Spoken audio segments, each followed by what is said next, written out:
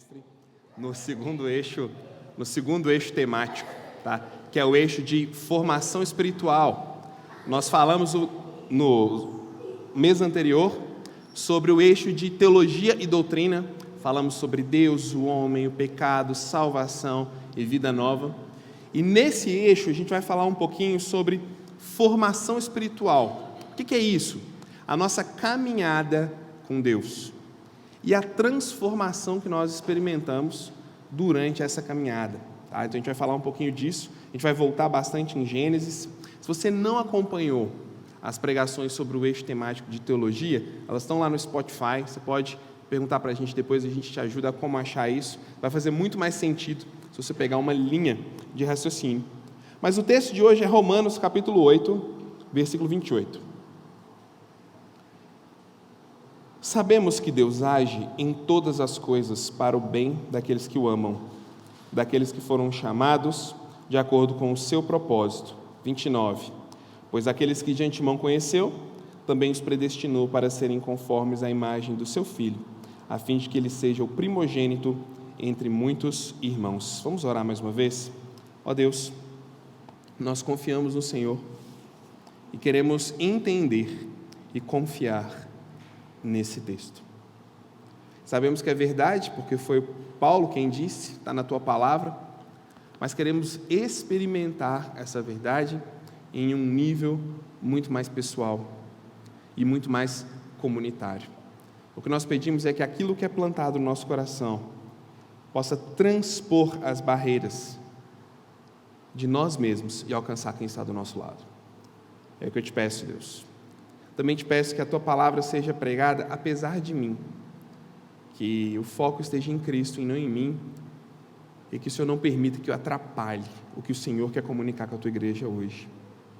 Que o diabo, nosso inimigo, seja repreendido, que ele fique fora desse local porque ele não é convidado, que ele não nos acuse de pecados confessados e perdoados pelo teu sangue, e que tenhamos paz para celebrar o dia que o Senhor fez para nós juntos como igreja. Em teu nome nós oramos. Amém. Quantas vezes você já pediu a Deus para alterar circunstâncias na sua vida? Deus, muda isso. Eu preciso que o Senhor transforme isso, senão não vou ser feliz. Deus, eu preciso de uma mudança nessa área, porque essa circunstância está muito difícil. Quantas vezes você já chegou diante de Deus assim? Quebrado, não entendendo nada e pedindo desesperadamente: Deus, muda isso, muda isso. Essa semana, na quarta-feira, eu estava aqui na minha sala, estudando, e pensando sobre as coisas, pensando sobre o texto, pensando sobre a vida, pensando sobre circunstâncias pessoais, ministeriais, eu comecei a orar para Deus e comecei a pedir para Ele, que estava muito difícil, que estava complexo, comecei a pedir para Ele mudar as circunstâncias, eu comecei a chorar, eu ajoelhei na minha cadeira, eu não parava de chorar, deitei no chão, porque eu não parava de chorar, eu não conseguia levantar, e eu pedindo: Deus, muda isso, tira isso de mim, foi horrível, porque parecia que eu estava sozinho, parecia que eu estava abandonado, completamente sobrecarregado de tudo que estava em cima de mim naquele momento. E aí, lá no meio daquele choro, daquela angústia, veio uma vozinha assim: por que você não vive o que você está preparando para falar para o pessoal domingo? Por que você não vive isso? Eu vou te quebrar, para que quando você falar para eles, você souber o que você está falando. E Ele fez isso de novo.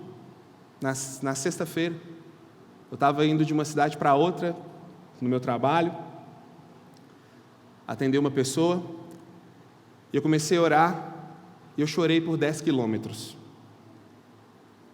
ininterruptamente. O volante do meu carro está maravilhoso, catarro, baba, lágrima, falando: Deus, tira isso de mim, eu não aguento mais, eu vou morrer, eu vou bater esse carro, não vou conseguir, me ajuda. E Deus falando: vive o que você vai falar para aquelas pessoas. E o que eu vou compartilhar com vocês é que quantas vezes Ele responde essa oração de mudar as circunstâncias. Posso ser bem sincero para você? Acho que para mim a taxa de conversão das minhas orações, a cada 10 Ele responde uma, mudando as circunstâncias. As outras 9 Ele deixa. E às vezes até piora. E às vezes fica até mais difícil. Às vezes a gente começa a pedir e no final está mais confuso ainda, você fala, para que eu fui orar? Para que eu fui avisar a Deus que eu estava assim, né? Mas por que Ele faz isso?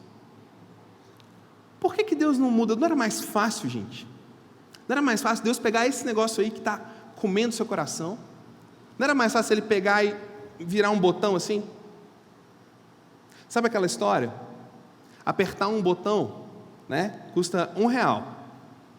Mas saber qual botão apertar custa R$1 milhão. Lembra dessa história? Deus sabe qual botão apertar. Por que Ele não aperta? Ele sabe o que fazer. Por que Ele não faz? Seria tão mais fácil. Seria tão mais gostoso se Ele arrancasse do nosso peito aquilo que nos corrói, dia a dia. Se Ele tirasse do nosso caminho as pessoas que dia a dia se interpõem entre nós e os nossos objetivos. Se Ele tirasse de nós as dificuldades que fazem de nós as pessoas que somos e nos impedem de ser as que queremos ser lá na frente. Deus viesse, preguiça, acabou. Se Deus viesse e tirasse a falta de vontade e determinação, se Deus viesse e te desse um chefe legal, se Deus viesse e desse dinheiro na nossa conta bancária, seria tão mais fácil. E Ele pode fazer isso. Não é porque Ele não pode. Basta Ele estalar os dedos que Ele faz. Então por que Ele não faz? Por que Ele deixa a gente passar essa humilhação toda? Por que Deus deixa a gente chorar igual criança no tapete de um escritório? Por que Deus deixa a gente chegar no fundo do poço, gritando, implorando por uma ajuda, e ainda assim a ajuda não vem? Acho que a resposta está em Romanos 8:28. Deus está engajado em nos transformar à imagem do seu Filho. E isso é mais importante para Ele do que qualquer circunstância que nos acontece. O dia que a gente entende isso, acho que uma chave muda. Deus está muito mais preocupado em nos transformar à imagem de Jesus do que resolver nossos problemas. Deus está muito mais preocupado em formar Jesus no nosso coração do que nos dar paz, necessariamente no momento que a gente grita e implora por ela. Porque é o que Paulo está dizendo, que Deus age em todas as coisas. Tem um probleminha de tradução aqui que eu gosto muito mais da NVI, nesse caso, do que da Revista Atualizada ou da Nova Almeida Atualizada. A versão Revista Atualizada diz assim: sabemos que todas as coisas cooperam para o bem. Gente, isso não pode ser verdade. Como que um câncer coopera para o meu bem? Como que a angústia coopera para o meu bem? O que a angústia faz de bom para você e para mim? O que uma doença terminal faz de bom para alguém? Então, a coisa em si não tem poder de cooperar, mas Deus tem poder de cooperar através da coisa.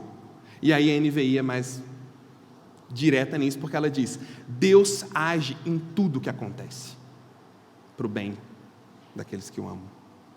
É como se Ele dissesse assim: apesar do que você está vivendo, apesar do que você está passando, que é muito complexo, Deus está ali cooperando em algo, não para resolver a complexidade da coisa, mas para resolver a complexidade de você, para que você e eu nos tornemos parecidos com Jesus. Entender isso é quase que uma conversão, porque a gente vai entender qual é o drive de Deus trabalhar, qual é o ritmo de Deus trabalhar, e isso muda tudo, isso transforma tudo. Lembra de Gênesis? Nós estudamos Gênesis 1 a 3, e poderíamos continuar estudando o ano inteiro só Gênesis 1-3. Deus cria o homem e a mulher, criados à imagem de Deus, completamente capazes de representar no seu dia a dia a pessoa de Deus. De forma que quando você olhava para o ser humano antes do pecado, nós poderíamos dizer com certeza e confiança: existe um Deus no céu, porque eu estou vendo Ele ali naquele ser. O jeito que aquelas pessoas vivem, a forma como elas se relacionam, a forma como elas cuidam do planeta, mostra a existência de um Criador. A imagem de Deus está neles. Só que o pecado, a ânsia nossa de ter a resposta mais rápido, de ter a solução mais prática possível, essa angústia de respostas curtas, fáceis e sem custo, fez com que o ser humano tomasse o caminho mais rápido e comesse a fruta que Deus disse para que ele não comesse, porque ela prometia crescimento rápido e conhecimento rápido. E aí ele se torna agora alguém que representa a própria imagem, e é uma imagem deturpada, porque é uma imagem agora cheia de egoísmo, cheia de ganância, cheia de maldade, cheia de si mesmo. Então ele sai de um representante de Deus e se torna um representante de si mesmo. E o que Deus diz? Eu vou resolver isso, eu vou cuidar disso, eu vou mandar alguém que vai destruir a bagunça que o diabo fez, que vai destruir a bagunça que o pecado fez e vai refazer no ser humano a imagem de Deus. E esse alguém é Cristo Jesus. Esse é o plano original desde o início. O plano original desde o início não era nos fazer prosperar, para que todo mundo tenha um iate e a sua foto no ônibus. O plano de Deus desde o início não era que todo mundo tivesse saúde perfeita e maravilhosa. Não é que todo mundo tivesse a família perfeita e maravilhosa. É que todo mundo, do lado de cada eternidade, pudesse ter a oportunidade de passar por um processo onde Cristo sobressaísse mais do que o ser humano. Onde Cristo fosse maior do que quem nós somos. E é isso que refaz a imagem de Deus em nós. Jesus reconstruindo essa imagem. Quando a gente fala de formação espiritual, a gente não está falando de um curso que você faz para ser cristão. Se torne cristão em 2 semanas. Você está cansado de chegar na igreja e não saber abrir sua Bíblia? Você está cansado de não saber como orar domingo? Seus problemas acabaram. Compre o meu curso online, arrasta para cima. Não é isso. Não é isso. Formação espiritual é o caminho para Cristo ser moldado na nossa vida. E esse caminho tem espinho, tem pedra, tem oposição. Esse caminho tem você e tem eu. Mas é o caminho da formação. E essa formação, como a gente vai ver nas próximas semanas, Tiago vai falar disso, Jeff também vai falar disso, ela envolve mudança. Vida espiritual e formação espiritual, ela envolve essencialmente mudança. Ser refeito à imagem de Deus significa ser despido de alguma coisa e revestido de outra coisa. Ser despido de nós mesmos e revestido com Deus. Gente, a mudança ela é essencial. Olha o que o autor de Hebreus disse em Hebreus capítulo 5, versículos 12-14. Hebreus 5, 12-14. Com efeito, quando deviam ser mestres, atentando ao tempo que já se passou, vocês têm novamente necessidade de que alguém vos ensine de novo quais são os princípios elementares dos oráculos de Deus. Assim vocês se tornaram como necessitados de leite e não de alimento sólido. Ora, todo aquele que se alimenta de leite é inexperiente na palavra da justiça, porque é como uma criança, mas o alimento sólido é para os adultos, para aqueles que pela prática, note bem, para aqueles que pela prática têm as suas faculdades exercitadas, para discernir. Discernir é ponderar, considerar, calcular os custos, organizar a rota. Isso que significa discernir.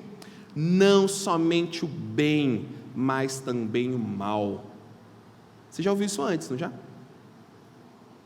Lá atrás, o que a serpente disse para Adão e Eva? Experimenta dessa fruta, que rapidinho você vai conhecer o bem e o mal. Experimenta isso aqui. Deus, Ele sabe que no dia que você comer vai vir um conhecimento espantoso e você vai ser como Ele. Então pegue rápido. Isso é uma mentira deslavada. Essas coisas só vêm pela prática. Alimento sólido você precisa mastigar. Você precisa processar. Ele precisa de tempo para ser digerido. Ele precisa de tempo para ser processado, para que os nutrientes se espalhem pelo nosso corpo e nos deem força. Não é rápido, não é instantâneo. Por isso, mudança é extremamente necessário. É o que é esperado. 2 Coríntios capítulo 5, versículo 17, vai dizer assim: se alguém está em Jesus, é nova criatura, as coisas antigas já passaram, eis que se fizeram novas. Existe uma mudança, existe uma virada, existe um ponto zero, onde as coisas mudam de direção. É a mudança que começa a acontecer na vida do cristão. Paulo vai dizer, em 1 Coríntios capítulo 3, versículo 1 e 2, ele diz o seguinte: olha, eu não consigo falar para vocês como pessoas experientes, eu não consigo falar para vocês coisas profundas, porque vocês querem só coisas superficiais, vocês estão presos em coisas que não são importantes. Preciso dar alimento sólido para vocês mudarem. Só que tem um detalhe, gente: mudança não é fácil. E mudança normalmente dói. Dói muito. Mudar é muito complicado. Quer ver um exemplo simples? Você que é destro, tenta a partir de hoje escovar os dentes com a mão esquerda. Furar o olho com a escova. Coisa simples. Pensa num hábito de caráter. Pensa em algo que cultivamos a vida inteira, achando que era certo e que era bom, e de repente a gente descobre pelo Evangelho que é exatamente aquilo que Cristo quer mudar na nossa vida. Não é do dia para a noite, não é instantâneo, dói, às vezes machuca. Porém, a evidência de uma vida cristã é transformação. O que evidencia uma vida cristã é a transformação acontecendo. Rafael, em qual intensidade então? Qual que é o nível da mudança para a gente saber? Pergunta errada. Não é essa a pergunta que a gente tem que fazer. Não é sobre nível, não é sobre intensidade, é sobre constância.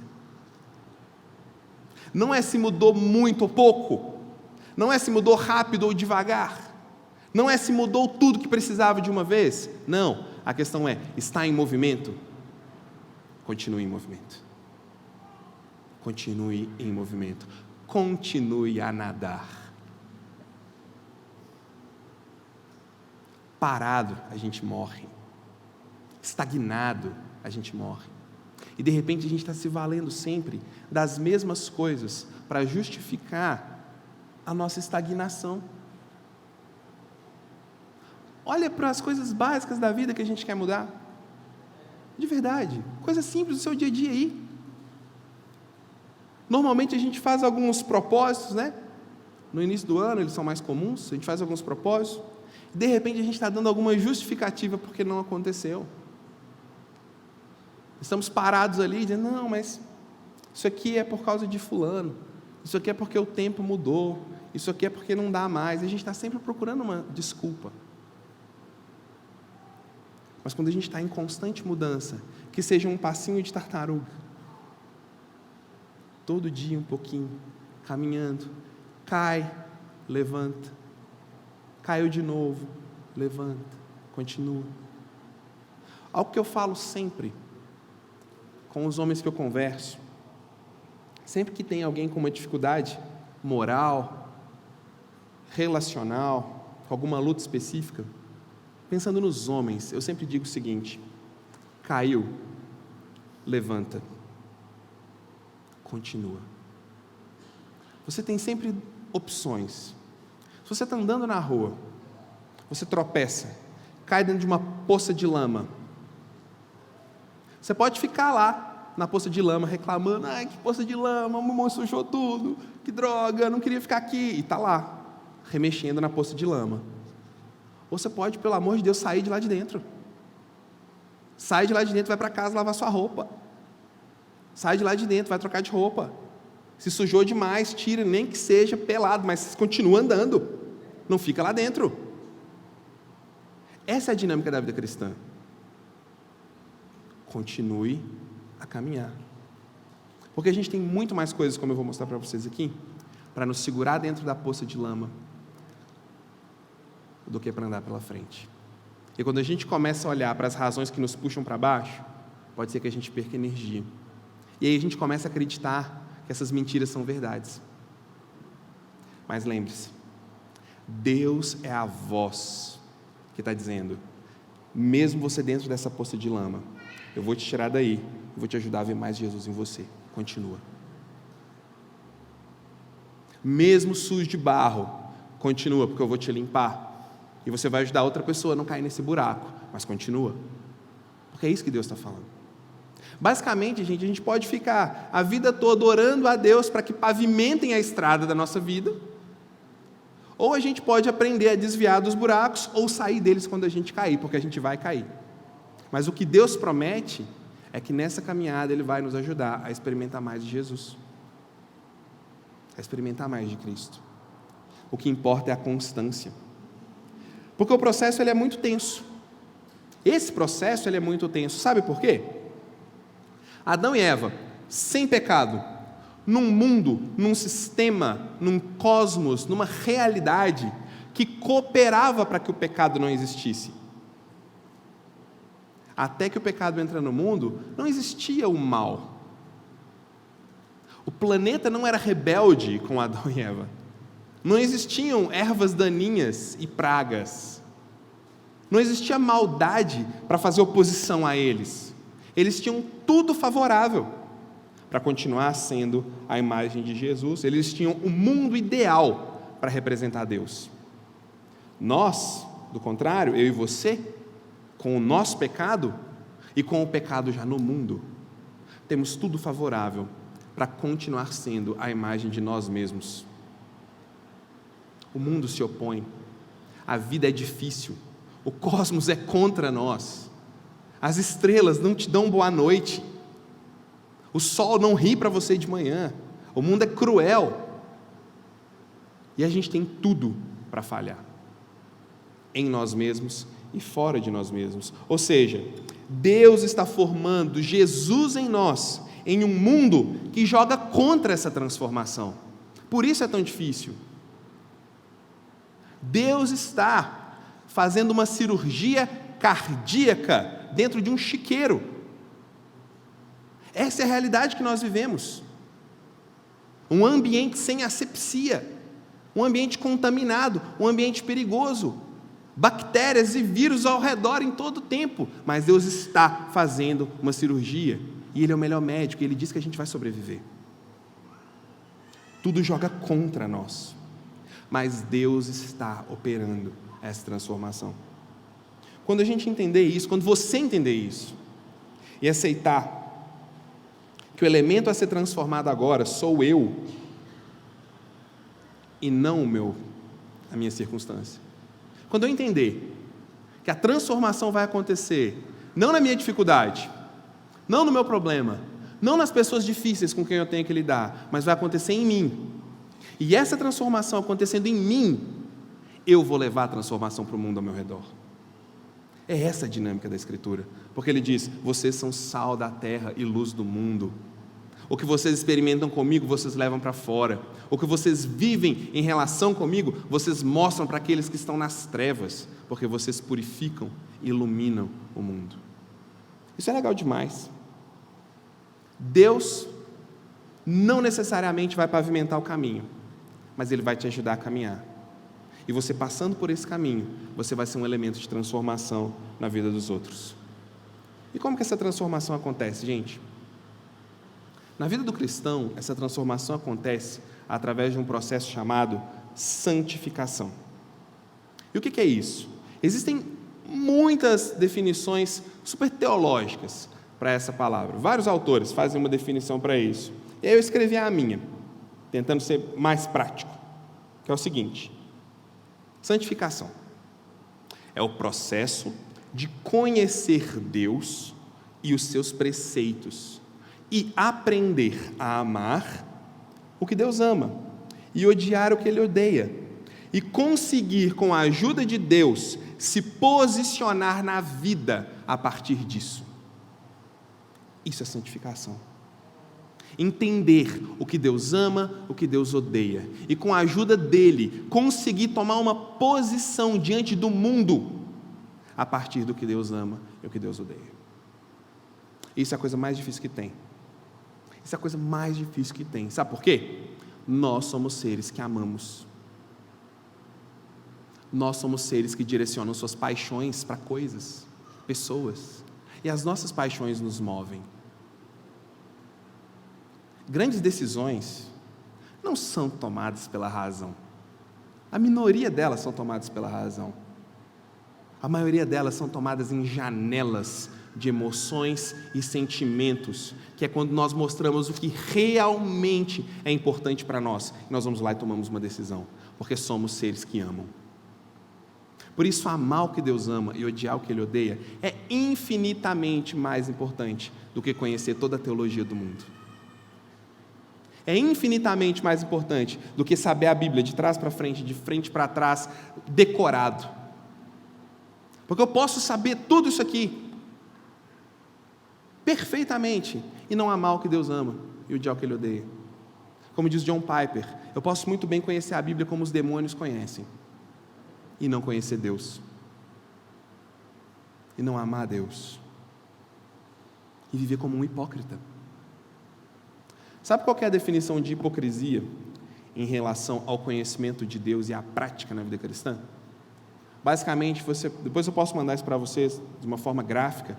Você desenha dois gráficos, duas retas. Uma reta representa o seu conhecimento. Normalmente o conhecimento ele cresce muito rápido. A outra reta representa aquilo que a gente pratica. Ela cresce mais devagar e num ritmo menor. A sua hipocrisia é a diferença do seu conhecimento e sua prática.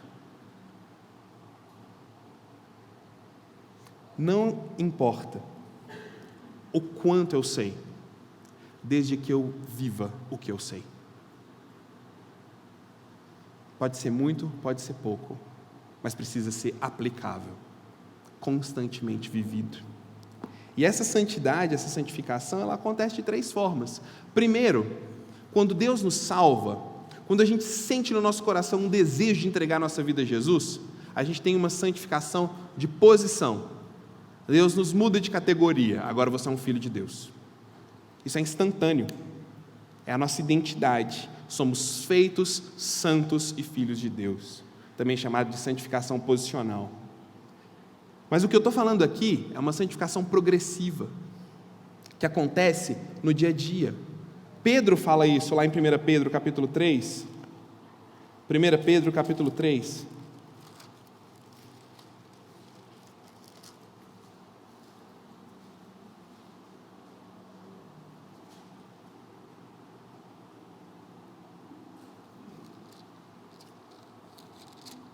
Capítulo 1, do versículo 13 em diante.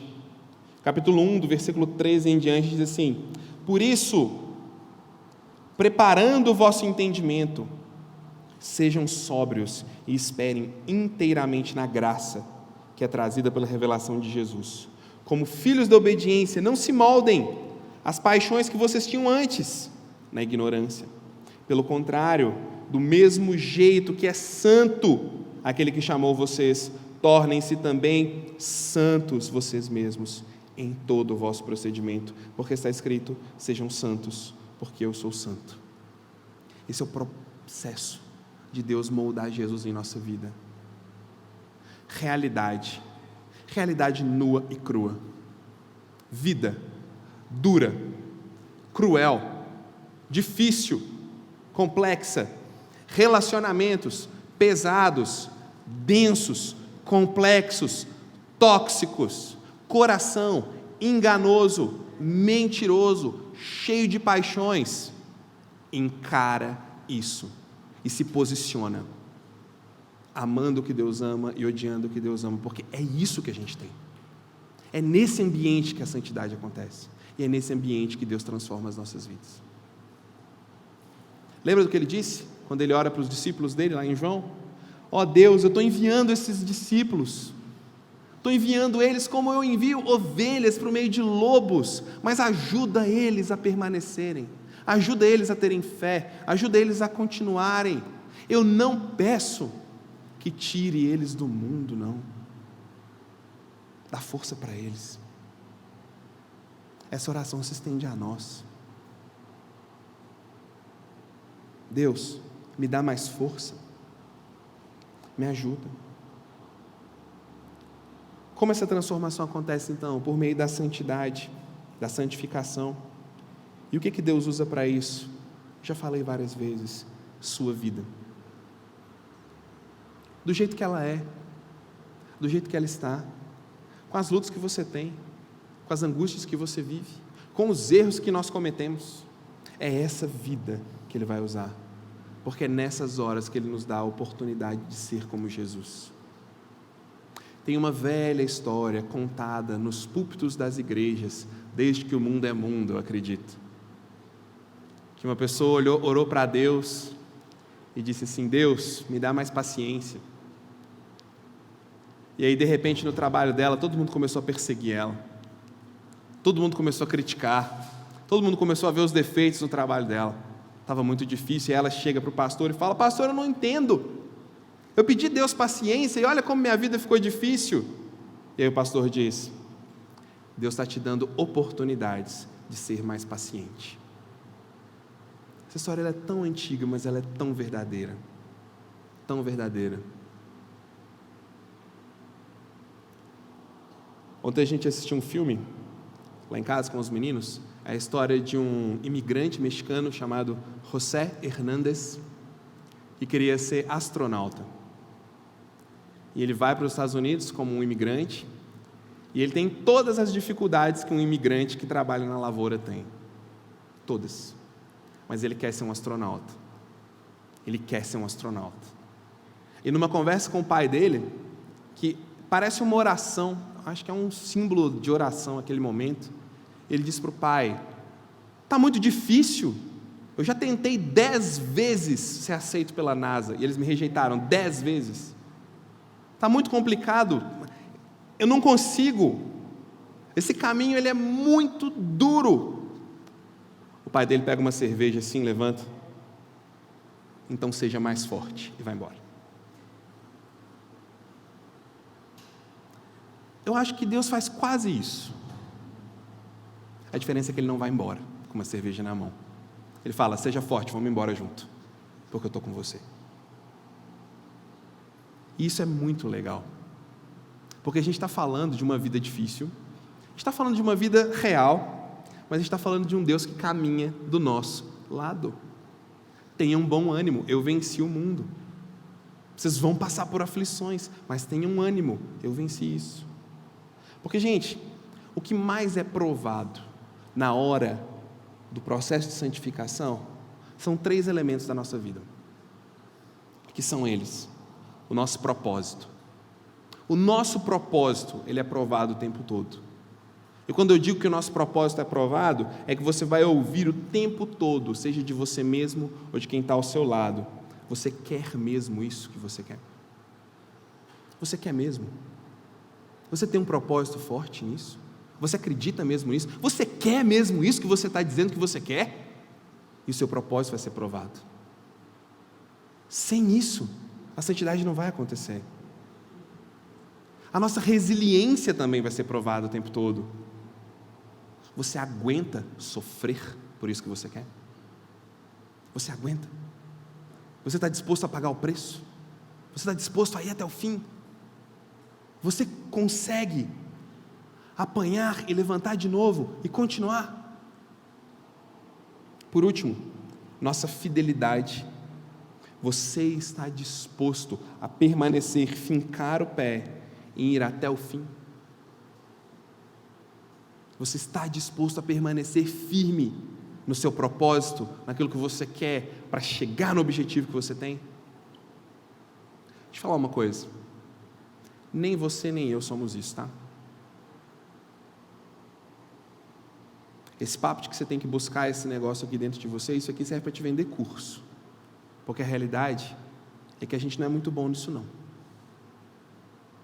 A gente fraqueja muito no propósito. Não sei se eu quero, não sei se é isso. E agora? Na vida cristã, então? Primeira dificuldade que vem, não sei se Deus me ama. Não sei se é isso mesmo. Está muito difícil. Resiliência, então. Deus, está doendo. Deus, estou sofrendo. Deus, tira isso de mim. É o que a gente faz, gente. Eu não estou te criticando porque eu vivo a mesma coisa. Estava chorando igual uma criança aqui quarta-feira, falando isso com Deus. Tira isso de mim. Me ajuda. Fidelidade.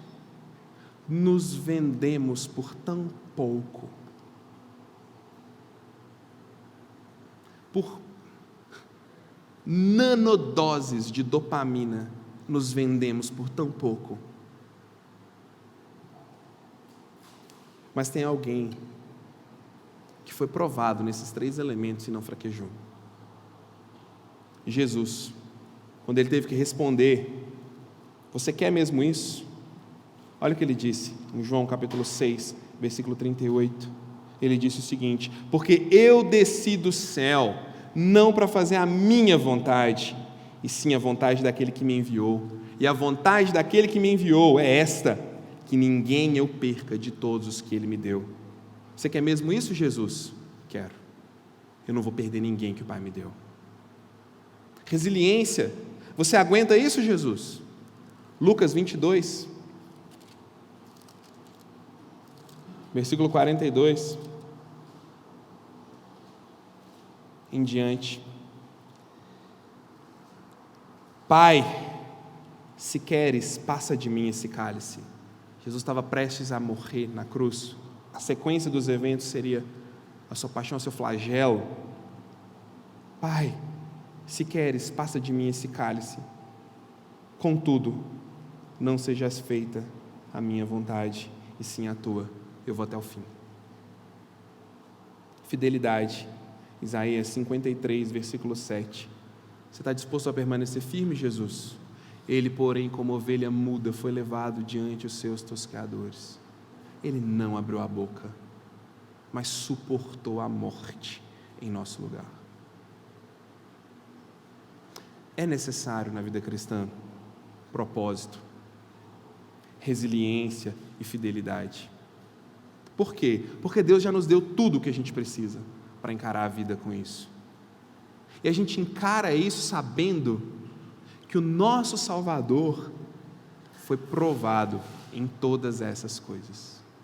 Foi testado em cada um desses elementos. E lá no final, Deus não tirou nenhuma circunstância dele. Deus não impediu nenhum sofrimento. Deus não aplacou a ira de ninguém no caminho de Jesus.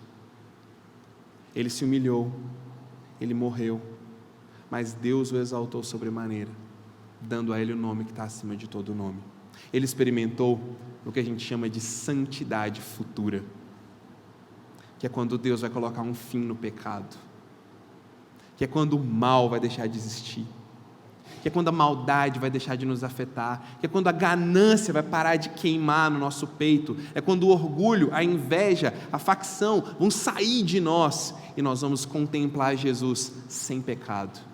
Nós vamos contemplar uns aos outros sem pecado. E nós vamos olhar para trás e vamos dizer: obrigado, Deus, porque o Senhor me trouxe até aqui. Louvado seja Deus pelos tombos, pelos quilômetros de choro.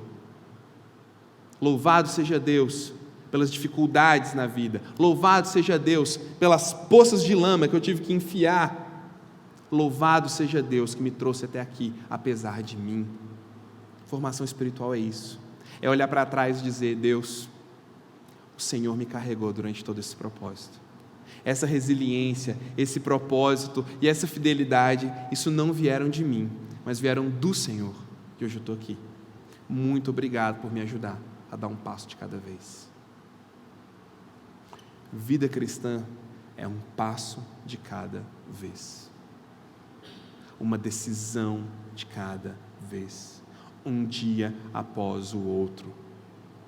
É movimento. Então a nossa reflexão, a minha, precisa ser: será que eu estou gastando muito tempo pedindo a Deus para mudar todas as circunstâncias e perdendo o foco da mudança que Ele está fazendo em mim? Pensa isso honestamente, de verdade. Não tem problema, eu não estou criticando se você está pedindo a Deus para mudar uma circunstância. A gente deve pedir, porque para mim a cada 10 Ele responde uma, então de 100 Ele vai ter respondido 10, então pede, tá? Não é errado, mas para e pensa: será que isso ocupa a maior parte?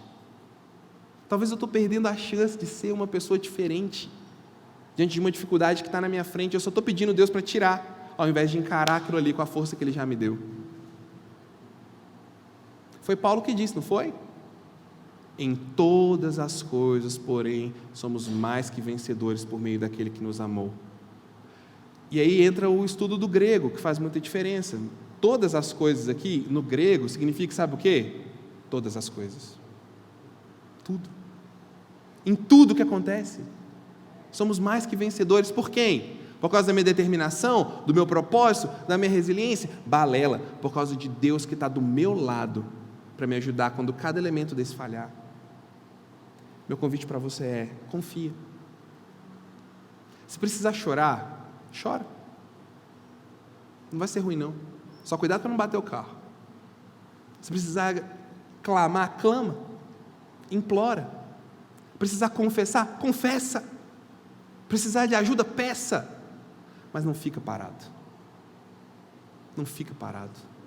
Às vezes a gente está a um passo, gente, de uma grande transformação de Deus na nossa vida.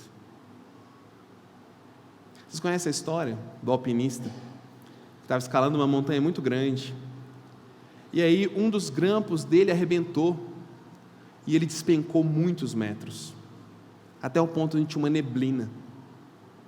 E esse alpinista, ele era cristão, e ele pendurado ali naquela montanha, na neblina, ele começa a orar para Deus: Deus, me salva, porque eu não consigo mais subir, não tenho mais onde me agarrar, eu estou aqui no meio dessa neblina, não vejo nada, eu vou morrer congelado aqui. E o Espírito de Deus falou para ele assim: corta a corda. Ele disse: Deus, que loucura, eu não vou me suicidar, eu não vou fazer isso. E ele continua orando: Deus, manda um helicóptero, manda alguém. O rádio não funcionava, e ele desesperado, gritando: Deus, me salva. Corta a corda. Ele não cortou. Por 3 vezes ele sentiu essa convicção no seu coração e não cortou.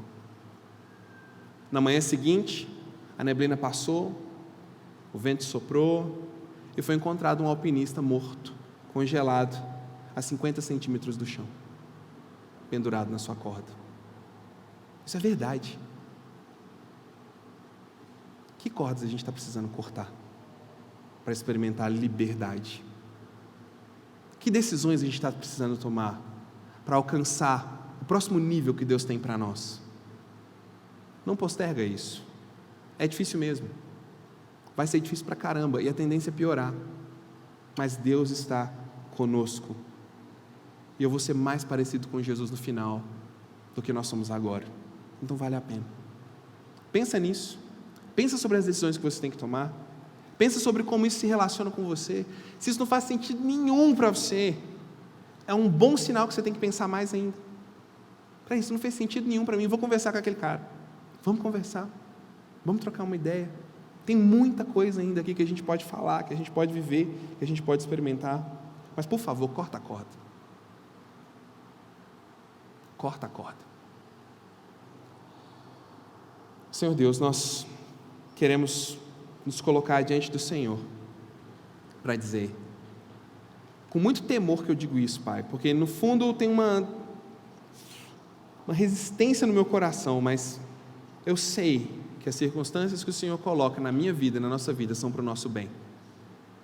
Nos ajuda a responder ao Senhor.